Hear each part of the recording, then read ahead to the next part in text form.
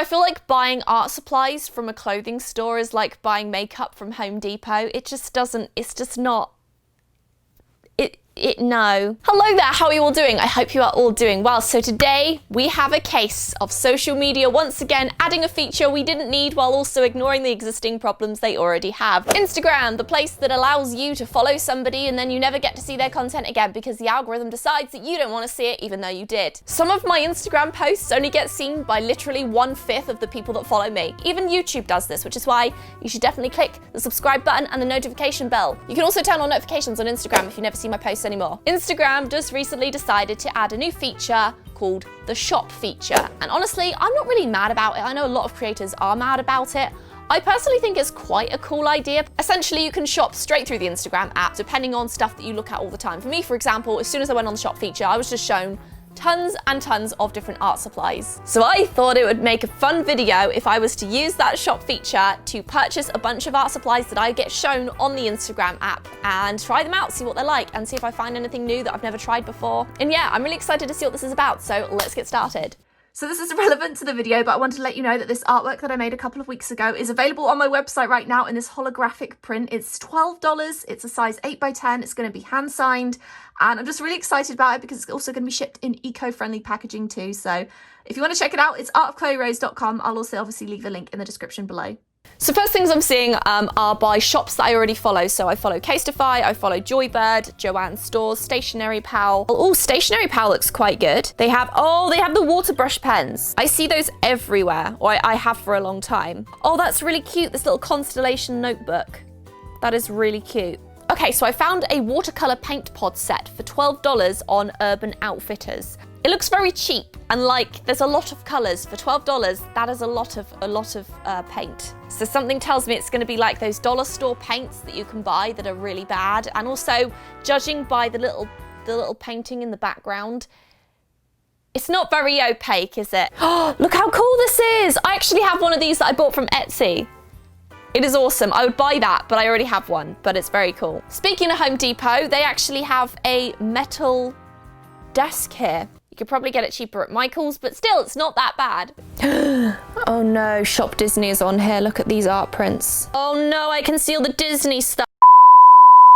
Okay, so now we have some paint from Urban Outfitters. We need some paper, which actually Urban Outfitters also has. They have a watercolor set for $25. They also have a little palette, which is also good, and they have some paper as well, which is just like attached to some sort of board. So for $25, from Urban Outfitters, that's pretty reasonable, so I'm going to buy that as well. There's some twin tone marker sets from Tombow. I love Tombow. $26 for a Betty Crocker mug kit? That seems excessive. Okay, I've made my purchases. I'm going to have to wait until they all arrive. It's probably going to be a couple of weeks, but I'm excited to show you what I've bought and try them out, so fingers crossed that it's all good. Okay, we have a box. It only took a week and a half to get to me, but it says Fragile on it. Fragile. It must be Italian. We're gonna open it up with these hair cutting scissors that I just bought. They're definitely not for boxes. Oh, here we go. Oh, this looks like a child's, this looks like it's for a child.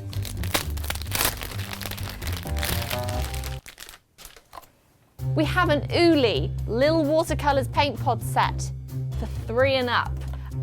This has got to be aimed at children then, I'm presuming. Adult supervision is advised, so I better go get my mum. These look, ooh, they feel so powdery. That's nice. Oh, we got a paintbrush too. Looks like a paintbrush. I mean, clearly it wasn't supposed to be a professional watercolor set. I didn't have high hopes for a $12 pan of paints. But at the same time, this is coming from Urban Outfitters who sell like $65 t-shirts. So at least it looks nice. Next up, we have our Jot Block watercolor set wood supply caddy, which has our several sheets of watercolor paper, which looks very nice. It's in a very classy set here. The paintbrushes, however, look like little cockroach legs.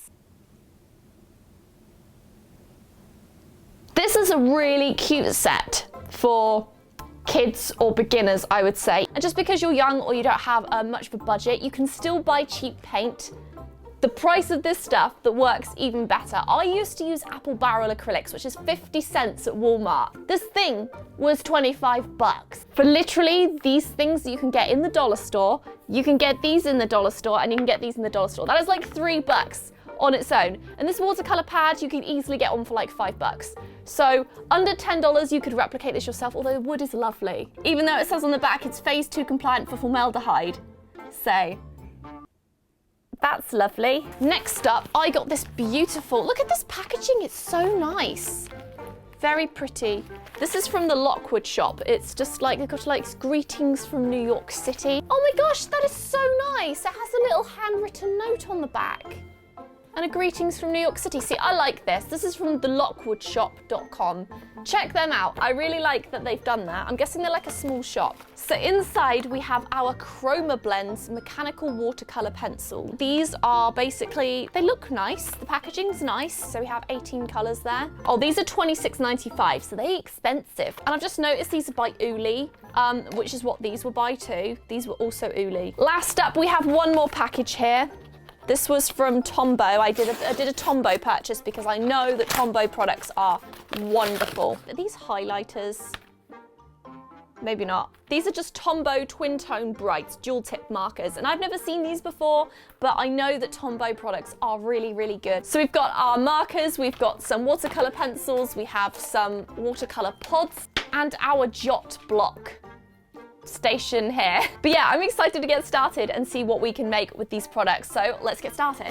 Okay, so here are all the Instagram art supplies. I did try to make this look a little bit fancier, or at least I thought about making it look fancier, but I've still not cleaned my desk. The $12 watercolor paint pods, the lid did come off when I opened it up, which that was great, but don't worry, it wasn't broke. I did manage to put it back on. First impressions, they look so powdery, kind of like the eyeshadows you buy in Claire's as a kid that just are terrible. I swatched it on my finger, not exactly the way to test how good a paint is, but at least now I look like I've got a bruised finger for some reason. Ripping apart this health hazard, that's lovely. I mean, wooden paint palette with paints and brushes and stuff. Jokes aside, this set is adorable, and I would have loved this as a kid. I just didn't realize at the time when I bought this was probably aimed at kids, although personally, I would not give my child a toy with contains formaldehyde plastered all over the back. That being said, it's probably from California. They put warnings on everything. Even Disneyland has a warning on it. I know. So first things first, we're going to do a paper check. This is a rigorous, in-depth test that consists of flapping the paper around, back and forth, bending it. It's very bendable. Listening to how much noise it makes as we flap it about. Then we compare it to an actual decent piece of watercolor paper and witness how this paper flaps about slightly less. It's more rigid and makes more of a solid noise of flappingness versus a more thin papery flappingness noise. This is the squeeze test. I'm not entirely sure what I'm actually doing here. Here are the paintbrushes. Yep, this one came with the watercolor pod set. Same kind of brush, different brand. So now is the moment of truth. Would you believe it? Look at this. This is infinitely better than I expected. I mean, we won't speak about the brown. The brown's the worst color in existence anyway, so let's pretend it's not even there. Yeah, here we go. They look pretty great, actually. I'm fairly happy with that. So let us now compare these to the watercolor pod set. First green, 7 out of 10. Second green, not that great. Not loving it. Although, ooh, okay, you know, look, I'm more impressed. It looks better with a second coat. Out of all these colours, I would say the purple impressed me the most. Look at that. It is stunning. It's like the purple grape emoji. And the black paint was even better than the one before. The level of pigment in such a cheap set of paints is quite surprising to me. Had an emergency here. I spilled the paint water all over myself, unironically, since that's actually the name of the podcast that I have, which if you didn't know about it, I'll link it below. Got it all over my trousers. Here's my knee for reference. So just for laughs, I decided to compare a couple swatches of the $12 paint to a professional standard watercolor. As you can see, it's night and day, but that's kind of expected. It's $12 versus probably like $40. I also noticed there was not a single red shade in this palette, either palette in fact. I'm guessing there's a reason for this, maybe because red is a difficult shade to make. Even though it's a primary color and would have been way more beneficial to me had it been there, we're just gonna have to work without a red. The paper rips out in chunks, so be mindful of that if you do make some nice artwork on there, because if you take it out, you're only gonna have half of your artwork left at the end. Ruined my beautiful streaky swatches. Very sad day. Chroma Blend pencils. Now these are interesting to say the least. It came with a semi-decent paintbrush at least, so I was not lost completely with bad paintbrushes that we got from earlier on. They also came with a small box of 18 refills, which was also a nice touch. Gonna rip them out like a 5-year-old and then fail to do so without breaking one of the pens. These are, I mean, for $27, I expected a bit more. $27, I could probably get a set of art watercolor pencils from Arteza. What is this doing? It's like, this one is having a malfunction, which worked beautifully. These are kind of, they're not rubbish, but they feel cheap without actually being that cheap. If these were like $10, I would be more happy with them, but $27 is still a lot of money. But that being said, the magic happens when you add water to them, except this one, because it looks, yeah, okay. These shades though, they look pretty nice. I feel happy with that. I think they actually look really good with some water added to them, and I would definitely increase my rating of them based on this. That red low looks so pretty, and some of the other colors look pretty decent as well. So overall, pleasantly surprised, but still not totally in love with them, but they're okay. Lastly, we have these Tombow twin tone markers. They're pretty straightforward, a marker with two ends. One is a thick one is a fine liner style end. As always, very juicy, very crisp, very pigmented. The nib was very stiff, nothing like the normal Tombow nibs though. The fine liner was a nice touch though, I really liked that. Great for little details. They all worked pretty great until this lime green. It was like an old marker. The fine liner side was just so dried out that it didn't really do much, sadly, which is quite surprising for Tombow, but maybe it was just because it needs to be used a little bit more, who knows. So here's all the shades, very nice, great color range. I do have a bit of tea for you though. I found these chroma pencils on Amazon for $1 more, and would you believe they have a 4.7 star rating? And I was just very confused, like how could they have a 4.7 stars, you know? I feel like they deserve maybe a 3.5. So I put on my sleuth hat and I deduced that this listing was in fact for a palette. Judging by the pictures and reviews, a very nice metallic, a very nice neon, some sort of magical palette that is now apparently this set of pencils. So somehow they've used this listing for a palette with positive reviews for something else entirely different to sell the pencils. I really don't understand how that's a thing, but these definitely aren't worthy of a 4.7 in my personal opinion. Maybe a 3.7 would be closer to it. Maybe a 3.5, but definitely not a 3.7. This is for something else. Now our experimentation is done, let's make something with it. Now because the blues and greens and purples were especially pigmented, I decided to go with an icy scene. If you recognize it, please feel free to let me know in the comments down below. I used the palette to try and mix the colors, but it just did that annoying thing where it keeps disappearing. Ooh, look at that pigment. When I mix a bunch of the colors together, it's surprisingly deep.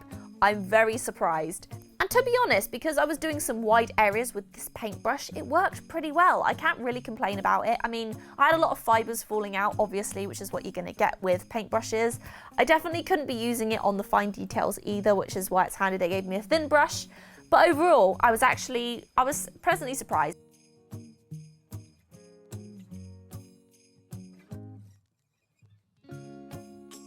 Now, in case you didn't recognize it by now, I am painting Buddy the Elf because I wanted to do some of my favorite Christmas scenes this month and I haven't really had a chance to do it yet. So I just thought, you know, I could do it in this video. I love this scene with all the ice and the cutesy creatures, and color-wise, it was perfect for this painting. Now, overall, color-wise, the pigment is pretty impressive for how cheap it was. However, as soon as it dried, it did crack up a little bit and show some of the bitty parts of the paper. This isn't really that unusual though for cheaper watercolors or cheaper paper, just something that I thought I would know and tell you about. In the end, I used some of the watercolor pencils a little bit, not too much in this painting though, because I honestly was able to get most of this pigment and most of this painting put together with the watercolor paint pods, which was really, really handy. I did use the Tombow markers quite a bit though for some finer details, which was really nice. Really loved those as well. So overall, I would say, despite the price points for some of these products, I would not really complain about any of them that much. They all worked pretty decently for what I needed. At least if you want to buy these, I wouldn't say they're the worst supplies in the world. Overall, my rating for these would probably be maybe a 3.8 for the watercolor pods. I would probably give the Jot Pad set of paper, I'd probably give that maybe a 3.5. Tombow markers, I would give a 4. And the mechanical pencils, I'd probably give like a 3.5 to 3.8 as well. So overall, not bad. Instagram, you did pretty good, I won't lie. I'm gonna keep using the shop feature, and if you would like to see me try this video again at some point in the future, feel free to let me know in the comments down below, and like this video too, because it really, really helps me out. Issue, and it's a bit upsetting. Basically, the paper does not agree with the Tombow markers. It bled really badly, really badly, to the point where it pretty much destroyed several areas of the painting that I was trying to make look neater and more fine lined. It just bled so badly. And as a result, I really do not like how this painting turned out. I decided to do another quick 1 hour painting because I hated the other one so much and it just got so ruined.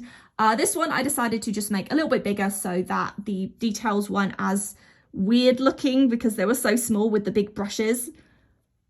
I also used a hairdryer each time I laid a stroke down. This way I was able to make sure that the paper was totally dry, because on the first one, even though it felt dry, it clearly wasn't, because the markers kept bleeding everywhere. So this time I didn't have that issue, luckily. It looks a little bit like a kid's illustration book, sort of, but you can just basically see the colours. That was the main point of this exercise.